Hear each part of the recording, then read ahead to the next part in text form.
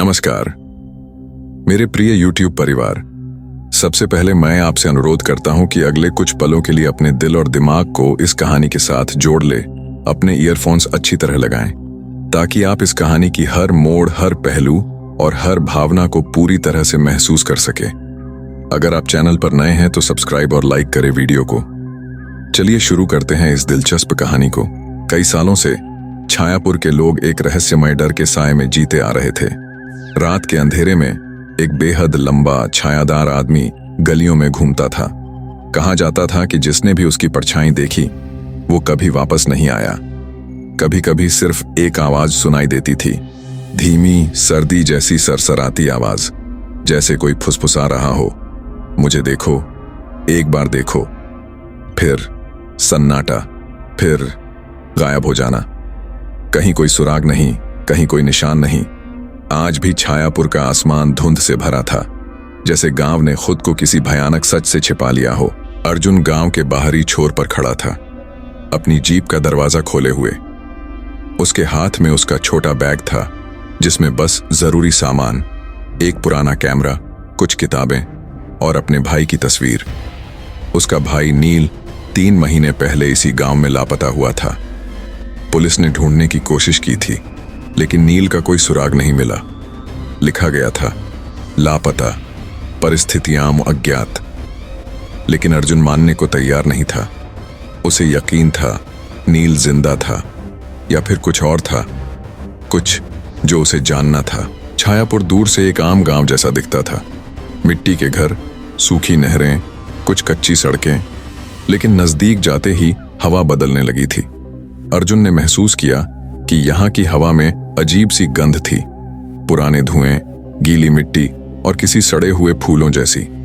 गांव के एक किनारे पर उसे एक छोटा बोर्ड दिखा, टूटा हुआ, झुका हुआ, और उस पर उभरी हुई फटी फटी लिखाई, छायापुर में आपका स्वागत है। लेकिन स्वागत शब्द पर एक गहरी खरोंच थी, जैसे किसी ने जानबूझकर उसे मिटाने की कोशिश की हो। अर्जुन ने जीप बंद की, बैग उठाया और गांव की ओर बढ़ा, जहां पहली ही नजर में उसे महसूस हुआ जैसे सैकड़ों अदृश्य आंखें उसे घूर रही हों। गांव के लोग अर्जुन को शक से देख रहे थे। कुछ बच्चे खेलते हुए अचानक रुक गए। एक बूढ़ी औरत ने दरवाजे से झांका और फिर जल्दी से पर्दा गिरा दिया। अर्जुन को महसूस हुआ कि छायापुर में अजनबी होना एक अपराध था। उसने एक छोटे से चाय की दुकान के पास रुककर पूछा, भैया, यहां नील नाम का लड़का आया था कुछ महीने पहले, उसे ढूंढ रहा हूं। चाय वाले ने सिर उठाया। उसकी आंखों में एक अजीब डर था। उसने बिना बोले सिर हिलाया, ना में, और फिर फुसफुसाकर कहा, जो चला जाता है वो लौटकर नहीं आता बाबूजी।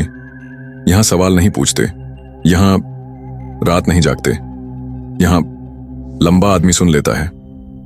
लंबा आदमी? अर्जुन चौंका। चाय वाला कुछ नहीं बोला, बस कांपते हाथों से अर्जुन के सामने एक चाय का गिलास रख दिया और दूसरी तरफ देखने लगा। अर्जुन ने चाय का घूंट लिया। चाय में अजीब सी कसैलापन थी, जैसे मिट्टी का स्वाद।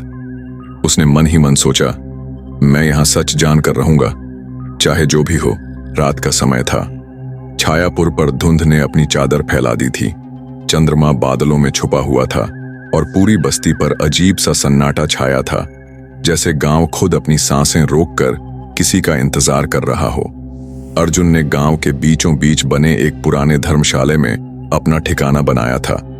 कमरा छोटा था, दीवारें सीलन से भरी और लकड़ी का दरवाजा चरमराता था, मगर अर्जुन को परवाह नहीं थी। उसे बस नील को ढूंढना था, सच जानना था, जो भी कीमत चुकानी पड़े। रात के करीब 2 बजे अर्जुन की नींद खुल गई।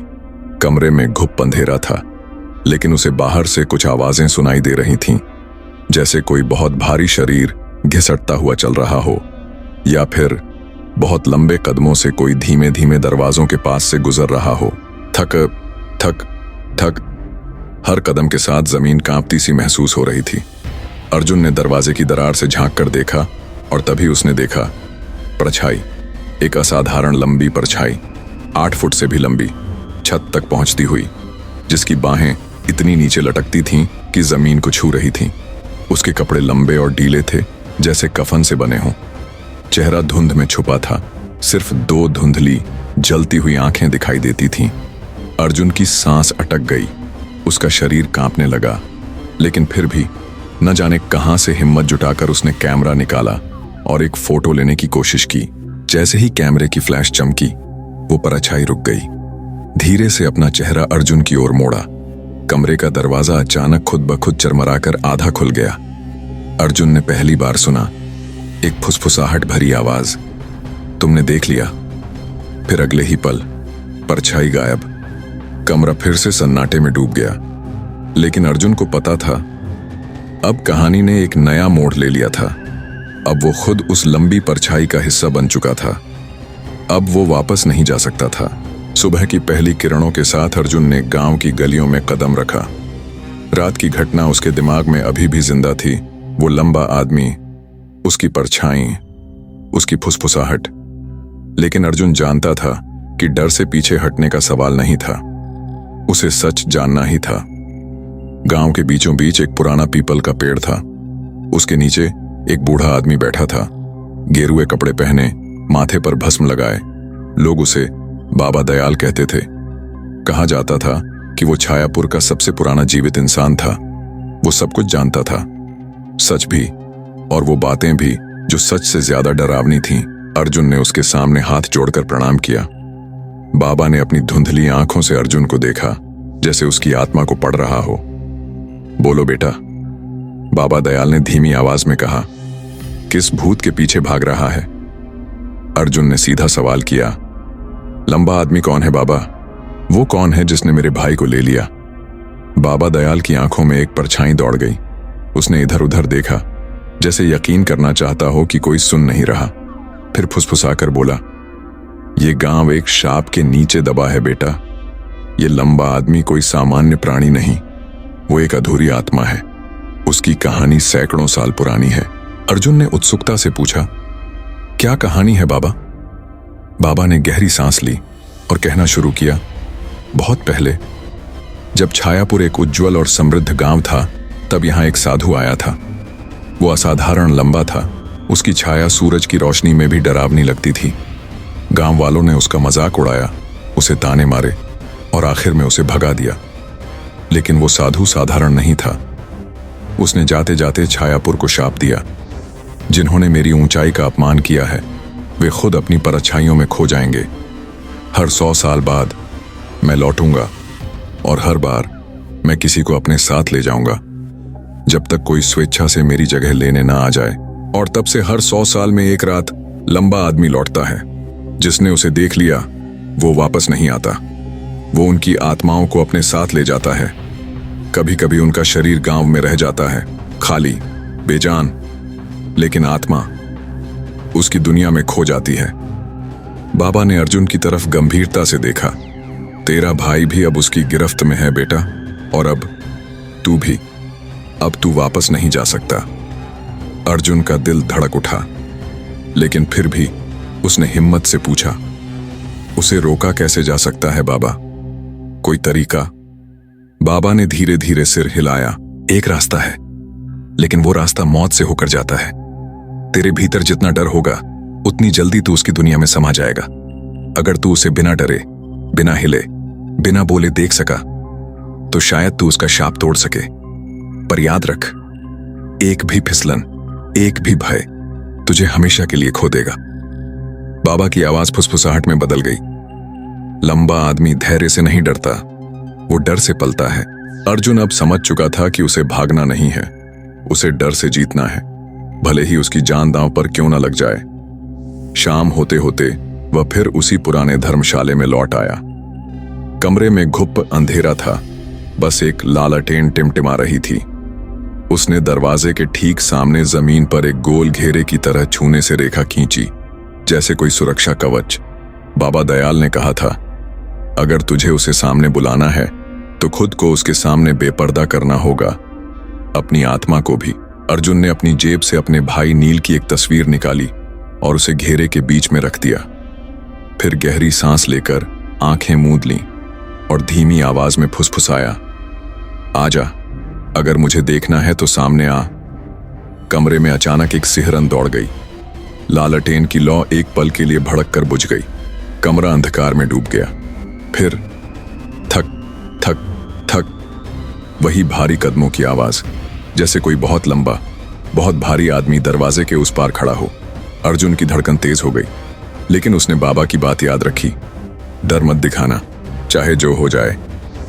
दरवाजा खुद ब खुद चरमराते हुए खुला। अर्जुन ने आंखें खोली और सामने देखा वही लंबा आदमी, अब की बार साफ साफ। उसका चेहरा धुंधला नहीं था, बल्कि भयानक रूप से विकृत था।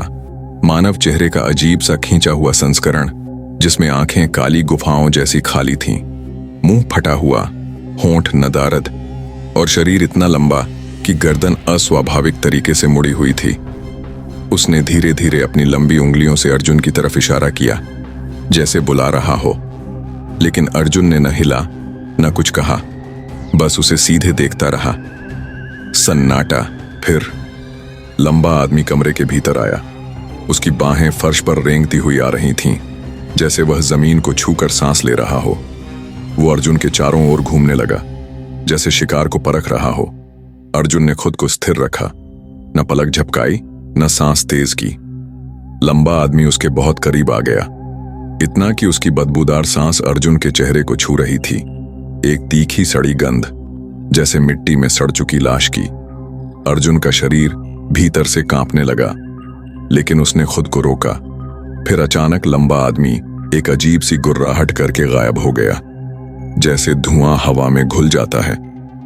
कमरे में फिर अंधेरा, लेकिन अर्जुन जान गया, पहला परीक्षण पार हो चुका था, पर यह बस शुरुआत थी। तभी दीवार पर उभर आया खून से लिखा एक संदेश, अब दूसरा खेल शुरू होगा।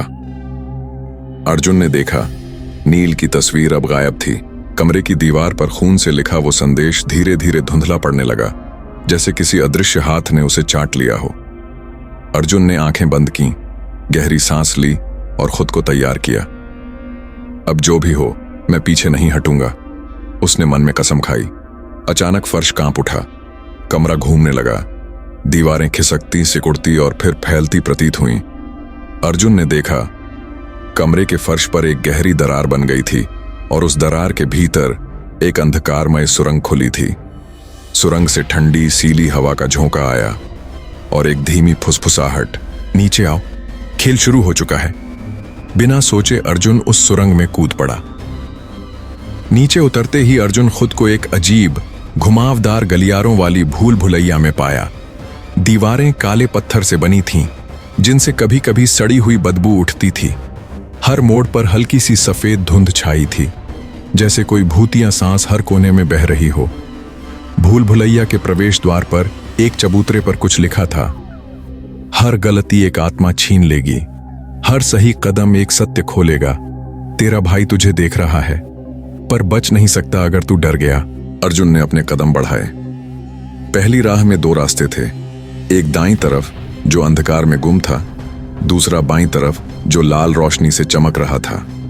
अर्जुन ने सोचा, अंधेरा धोखा हो सकता है, लेकिन लाल रोशनी भी खतरे का संकेत हो सकती है। आखिर उसने दाईं तरफ अंधेरे रास्ते को चुना।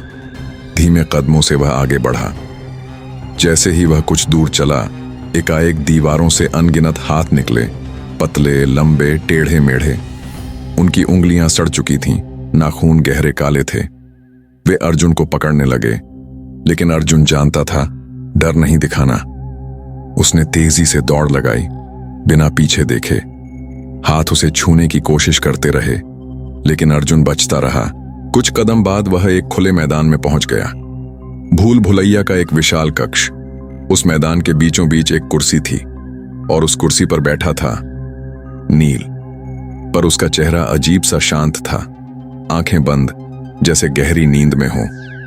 अर्जुन ने दौड़कर उसे छूने की कोशिश की, लेकिन जैसे ही उसने हाथ बढ़ाया, नील की आकृति धुएं में बदल गई और हवा में गायब हो गई। और तभी मैदान की चारों दिशाओं से आवाजें आने लगीं। यह तो बस परछाई थी, तेरा भाई कहीं और है। अगर उसे बचाना है तो तीसरे खेल में प्रवेश कर। अर्जुन ने मुड़कर देखा। अब उसके सामने एक बड़ा लोहे का गेट था, जिस पर खून से लिखा था, तीसरा खेल, भय का बाजार। लोहे का वह विशालकाय गेट धीरे धीरे कराहता हुआ खुला। उसके पीछे जो दुनिया थी, वह अर्जुन ने कभी कल्पना में भी नहीं सोची थी। एक पूरा बाजार फैला हुआ था, लेकिन यह कोई सामान्य बाजार नहीं था। यहाँ दुकानों में चीजें नहीं बिकती थीं, यहाँ बिकता था भय। हर दुकान के सामने बड़े बड़े बोर्ड लगे थे, अपना सबसे गहरा डर खरीदो और सच्चाई तक पहुंचो। डरो लेकिन बचो, हर डर के भीतर छिपा है एक रास्ता। जो डरेगा वही जीतेगा। बाजार में चलते हुए अर्जुन ने देखा, कुछ दुकानों में कैद दरिंदे भौंक रहे थे, कहीं छतों पर खून से सने पिशाच झूल रहे थे और कहीं कहीं बच्चे के खिलौनों में भी आंखों से खून बह रहा था। अर्जुन के पास 3 विकल्प थे। 1, एक झोपड़ी जिस पर लिखा था, अपने बचपन का सबसे डरावना सपना फिर से जियो। 2, एक चमचमाती दुकान जहां एक फटी हुई दुल्हन की ड्रेस में खड़ी थी एक औरत, बोर्ड पर लिखा था, प्यार के खोने का डर खरीदो। 3, एक टूटा फूटा दरवाजा जिसके भीतर से गूंज रही थी अकेले मरने की चीखें। अर्जुन कुछ देर रुका, फिर उसने पहला रास्ता चुना, बचपन का सबसे डरावना सपना। वह झोपड़ी के भीतर घुसा। अंदर घुप अंधेरा था। जैसे ही उसने एक कदम आगे बढ़ाया, धरती नीचे से खिसक गई। अर्जुन जमीन पर गिर पड़ा। जब उसने आंखें खोलीं, वह अपने बचपन के घर में था, लेकिन यह घर वैसा नहीं था जैसा वह याद करता था। दीवारें चटक चुकी थीं, खून के निशान थे और हर कोना फुसफुसा रहा था। मां की आवाज गूंज रही थी, लेकिन वह मधुर नहीं बल्कि चुभती हुई और डरावनी थी। अर्जुन, कहां छिपा है तू? अर्जुन ने खुद को अपने छोटे बच्चे के रूप में पाया। 7 साल का मासूम अर्जुन, लेकिन उसके हाथ पैर कांप रहे थे। तभी एक दरवाजा तेज आवाज से खुला और वहां खड़ा था एक अंधकार से बना विशालकाय इंसान, बिना चेहरे वाला। बिल्कुल वही लंबा आदमी जैसा अर्जुन ने धर्मशाला में देखा था, पर अब और भयानक। उसके शरीर से स्याही जैसी काली तरलता टपक रही थी और हर बूंद जमीन पर गिरते ही जिंदा कीड़े बन रही थीं। वह राक्षस अर्जुन की तरफ बढ़ा। धीरे धीरे, हर कदम के साथ कमरा छोटा होता जा रहा था। अर्जुन का बच्चा रूप दरवाजे की ओर दौड़ा, लेकिन दरवाजा बंद हो चुका था। पीछे मुड़कर देखा, लंबा अंधकारमय प्राणी बस कुछ ही कदम दूर था। अर्जुन को समझ आया, मैं जितना डरूंगा यह उतना ही ताकतवर बनेगा। उसने साहस बटोरकर सामने खड़े उस भयानक आकृति की आंखों, या जो भी उसकी जगह थी, में घूर कर देखा। उसके भीतर से चीख निकली, मैं नहीं डरता, तुझसे नहीं, किसी से नहीं। अचानक पूरी दुनिया घूमने लगी। कमरे की दीवारें फट गईं और अर्जुन अपने असली रूप में वापस आ गया। फिर से जवान अर्जुन। झोपड़ी का दरवाजा खुला था। सामने एक और बोर्ड चमक रहा था, भय खरीदा गया। पहला रास्ता खुला, लेकिन साथ ही एक और चेतावनी भी चमकी, 3 डर पूरे करने होंगे, वरना तू भी बाजार का हिस्सा बन जाएगा। अर्जुन ने गहरी सांस ली और अगला कदम बढ़ाया, दूसरे डर की ओर। अर्जुन झोपड़ी से बाहर निकला। बाजार अब और भी डरावना हो चुका था। हवा में चीखों की फुसफुसाहट गूंज रही थी और जमीन पर हर कदम पर कोई छाया रेंगती प्रतीत होती थी। अर्जुन ने दूसरी दुकान की ओर कदम बढ़ाए, जहां टूटी हुई दुल्हन की ड्रेस में एक औरत खड़ी थी। उसका चेहरा ढंका हुआ था और उसके होंठों से खून टपक रहा था। उसने अपनी सूनी आंखों से अर्जुन को देखा और फुसफुसाई, प्यार खोने का डर खरीदोगे? अर्जुन ने बिना कुछ बोले सिर हिलाया और अचानक जमीन धसक गई। अर्जुन ने खुद को एक अजीब सी शादी की मंडप में पाया। चारों ओर गूंज रहे थे शहनाई के सुर, फूलों की खुशबू हवा में बसी थी और सामने खड़ी थी रिया। रिया, अर्जुन की कॉलेज के दिनों की सबसे प्यारी दोस्त, जिससे वह कभी अपने प्यार का इजहार नहीं कर पाया था। रिया लाल जोड़े में सजी हुई थी, हंस रही थी, लेकिन वो अर्जुन की ओर नहीं देख रही थी, बल्कि किसी और के साथ फेरे ले रही थी। अर्जुन की छाती फट रही थी, उसकी आंखें भीग गईं। वह चीखना चाहता था, रिया, मैं यहां हूं, मुझे देखो, लेकिन उसकी आवाज बाहर नहीं निकल रही थी। गला घुट रहा था, शब्द हवा में खो रहे थे। तभी बाजू से एक ठंडी फुसफुसाहट आई, प्यार कभी तुम्हारा नहीं था, अब वह हमेशा के लिए खो गया। क्या तुझे दर्द सहना आता है? अर्जुन ने देखा, रिया के चेहरे पर धीरे धीरे एक डरावना बदलाव आने लगा। उसकी आंखें सुनी हो गईं, चेहरा सफेद पड़ने लगा और उसके होंठों से काला खून टपकने लगा। दुल्हन ने फेरे रोक दिए। वह अर्जुन की ओर मुड़ी और बुरी तरह चीखते हुए दौड़ी। तू ही था जिसने मुझे खो दिया। अर्जुन ने खुद को बचाने की कोशिश की, लेकिन रिया की भूतिया छवि ने उसे जकड़ लिया। उसकी उंगलियां बर्फ जैसी ठंडी थीं और उसकी पकड़ में एक अजीब जानलेवा दर्द था। अर्जुन की आंखों के सामने अंधेरा छाने लगा। वह गिरता जा रहा था। उसके कानों में सिर्फ एक गूंज थी, प्यार खोया, आत्मा भी खो देगा। उसी पल अर्जुन ने आंखें बंद कर लीं और चीख पड़ा, मैंने उसे खो दिया, हाँ, लेकिन मैं अपने आप को नहीं खो सकता।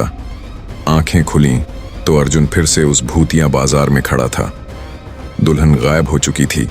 सामने बोर्ड चमक रहा था, दूसरा भय खरीदा गया। एक और भय बचा है। लेकिन अब अर्जुन थक चुका था। उसकी सांसें तेज थीं और दिल कांप रहा था, पर उसे पता था अगर हार गया तो नील को भी खो दूंगा। वह लड़खड़ाते कदमों से तीसरे डर की ओर बढ़ा, अकेले मरने की चीखों वाली झोपड़ी। अर्जुन के पैर अब भारी हो चले थे, जैसे हर कदम पर उसका मन डूबता जा रहा था। पर उसके सामने था तीसरा डर, वह झोपड़ी जिसके अंदर से लगातार चीखों की गूंज आ रही थी। झोपड़ी टूटी फूटी थी, छत से झाड़ियां लटक रही थीं, दीवारों पर अजीब सी आकृतियां खींची हुई थीं, जैसे किसी पागल ने अपने अंतिम समय में दर्द को उकेरा हो। अर्जुन ने गहरी सांस ली और झोपड़ी के भीतर कदम रखा। अंदर घुप अंधेरा था, ना कोई आवाज, ना कोई हलचल, सिर्फ एक गंध थी गलते हुए शरीरों की। अचानक एक हल्की सी चुभती ठंडी हवा उसे छू गई और तभी जमीन उसके पैरों के नीचे से गायब हो गई। अर्जुन गिरता चला गया। गिरते गिरते वह किसी ठंडी गीली जमीन पर आकर गिरा। जब उसने आंखें खोलीं तो उसने जो देखा उससे उसकी आत्मा तक कांप गई। वह एक कब्रिस्तान में था। चारों तरफ टूटी फूटी कब्रें थीं, जिन पर उग आई थीं घास की मोटी चादरें। कोई इंसानी आवाज नहीं थी, सिर्फ जमीन के भीतर से आती धीमी दर्द भरी कराहें। और सबसे भयानक बात, वह अकेला था, बिल्कुल अकेला। ना नील था, ना कोई और, ना बचाव का कोई रास्ता, ना कोई दरवाजा, बस तन्हाई और हर पल बढ़ती घुटन। अर्जुन ने चिल्लाकर नील को पुकारा, नील, नील कहां हो तुम? लेकिन उसकी आवाज गूंजते हुए लौट आई, जैसे कोई जवाब देने वाला ही ना हो। अचानक जमीन हिलने लगी। कब्रों से बाहर झांकते कंकाल धीरे धीरे रेंगने लगे। उनकी खाली आंखों के गड्ढों से अर्जुन को घूरती नफरत टपक रही थी। वे सरसराते हुए उसकी तरफ बढ़ने लगे। अर्जुन ने भागने की कोशिश की, लेकिन उसके पैरों में जंजीरें बंध गई थीं, जैसे अदृश्य हाथों ने उसे पकड़ लिया हो। एक फटी फटी आवाज गूंजी, तू भी अब यहीं रहेगा, हम सब की तरह, अकेला, भूला हुआ। कंकाल उसके ऊपर चढ़ने लगे। उनकी हड्डियां ठंडी और गीली थीं। उनके जबड़े चरमराते हुए हंस रहे थे। अर्जुन के दिल में एक गहरी चीख उठी, डर, घुटन और दर्द का मिला जुला तूफान। उसने पूरा जोर लगाकर चिल्लाया, मैं अकेला नहीं हूं, नील मेरी याद में जिंदा है और जब तक मेरे दिल में यादें हैं मैं अकेला नहीं मर सकता। एक धमाके के साथ कब्रिस्तान की जमीन फटी, काली धुआंधार रोशनी फैली, कंकाल चीखते हुए गायब हो गए। अर्जुन घुटनों के बल गिर पड़ा। आसमान में रोशनी चमकी और उसके सामने एक विशाल दरवाजा प्रकट हुआ। उस दरवाजे पर लिखा था, तीनों भय पूरे हुए। रास्ता खुला। अर्जुन लड़खड़ाते हुए उठा। उसका शरीर थक चुका था, लेकिन उसकी आंखों में जिद थी। उसे नील को बचाना था। उसे उस लंबे दरवाने आदमी की सच्चाई तक पहुंचना था। अर्जुन ने दरवाजा खोला और एक नई रहस्यमयी दुनिया में कदम रखा। दरवाजा खुलते ही अर्जुन के सामने एक सुनसान, कोहरा भरा जंगल था। पेड़ इतने ऊंचे थे कि उनकी चोटियां भी दिखाई नहीं देती थीं। चारों ओर घना कुहासा और घुटन भरी चुप्पी थी। हवा में एक अजीब सी सरसराहट थी, जैसे कोई बहुत लंबा भारी शरीर धीरे धीरे इधर उधर घूम रहा हो। अर्जुन ने कदम बढ़ाए। हर कदम पर उसे महसूस हो रहा था कि कोई उसे देख रहा है, लेकिन जब भी वह पीछे मुड़ता सिर्फ कोहरा दिखता। कुछ दूरी पर एक जली हुई हवेली के खंडहर दिखाई दिए। हवेली की टूटी दीवारों पर अजीब काले निशान थे, जैसे किसी पंजे ने उन्हें चीर डाला हो। अर्जुन ने साहस बटोरकर हवेली के भीतर कदम रखा और तभी एक तेज ठंडी हवा का झोंका आया। अर्जुन ने देखा, सामने खड़ा था लंबा दरवाना आदमी, इतना ऊंचा कि उसकी गर्दन को देखने के लिए अर्जुन को सिर पीछे झुकाना पड़ा। उसकी त्वचा राख जैसी सफेद थी, चेहरा बिल्कुल सपाट, ना नाक ना मुंह ना आंखें, सिर्फ एक लंबा खाली चेहरा, और हाथ असामान्य रूप से लंबे और पतले जो जमीन को छूते थे। लंबे दरवाने आदमी ने बिना कुछ बोले अपनी लंबी उंगली से अर्जुन की ओर इशारा किया और तभी अर्जुन के कानों में गूंजने लगी एक गहरी भयावह आवाज, तेरी सबसे बड़ी कमजोरी तेरी यादें हैं, तेरा डर, तेरा प्यार, तेरी तन्हाई, सब मैंने देखा है, अब सब मेरा है। अर्जुन कांप गया। उसकी आंखों के सामने नील की मुस्कुराती हुई तस्वीर घूमने लगी। अगर वह यहां हार गया तो नील भी हमेशा के लिए खो जाएगी। अर्जुन ने साहस जुटाया और चिल्लाया, तुम कौन हो? तुम क्यों हमें सजा दे रहे हो? लंबा दरवाना आदमी धीरे धीरे आगे बढ़ा। उसके हर कदम पर जमीन कांपती थी।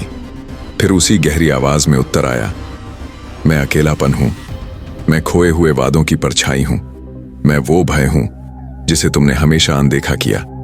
जिस दिन तुमने अपने डर को दफन किया था, मैंने जन्म लिया था। अर्जुन की सांसें रुकने लगीं। उसे समझ आ गया, लंबा दरवाना आदमी सिर्फ कोई राक्षस नहीं था, वह उसके अपने डर, उसकी खुद की उदासी और गहरे छुपे पछतावे का जीवित रूप था। तू यहां से भाग नहीं सकता, लंबा दरवाना आदमी फुफकारा। या तो तू अपना सारा अतीत मुझे सौंप दे या हमेशा के लिए मेरे जंगल का हिस्सा बन जा। अर्जुन ने गहरी सांस ली, आंखें बंद की। नील की हंसी, अपने परिवार की यादें, अपने संघर्ष, सबको अपने दिल में दोहराया। फिर उसने आंखें खोलकर दृढ़ता से कहा, मेरे डर मेरे हैं, मेरी यादें मेरी ताकत हैं, कमजोरी नहीं, मैं अपना आप नहीं दूंगा। जैसे ही अर्जुन ने ये शब्द बोले, हवेली कांपने लगी, कोहरा फटने लगा और लंबे दरवाने आदमी के शरीर में दरारें पड़ने लगीं, जैसे वह अंदर से टूट रहा हो। अर्जुन ने पूरी ताकत से चिल्लाया, मैं अपनी कमजोरी नहीं, अपनी उम्मीद हूं। भयंकर चीख के साथ लंबा दरवाना आदमी फट पड़ा। उसकी राख हवा में उड़ गई, हवेली ढह गई और जंगल का कोहरा छंटने लगा। अर्जुन धड़ाम से जमीन पर बैठ गया।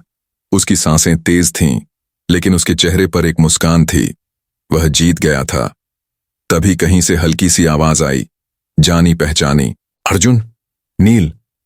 अर्जुन ने सिर घुमाया और देखा कि नील दौड़ती हुई उसकी तरफ आ रही थी, जैसे वह किसी ख्वाब से वापस लौट आई हो। दोनों दोस्त एक दूसरे से लिपट गए। आखिरकार सबसे बड़ा डर टूट चुका था। अब वे दोनों आजाद थे, लेकिन तभी हवा में फिर से एक धीमी फुसफुसाहट गूंजी। डर कभी मरता नहीं, वह बस इंतजार करता है। अगर आपको ये कहानी अच्छी लगी हो तो हमारे चैनल को चेक करें। ऐसे ही दिलचस्प वीडियोस के लिए और शेयर करें। अपने दोस्तों में धन्यवाद।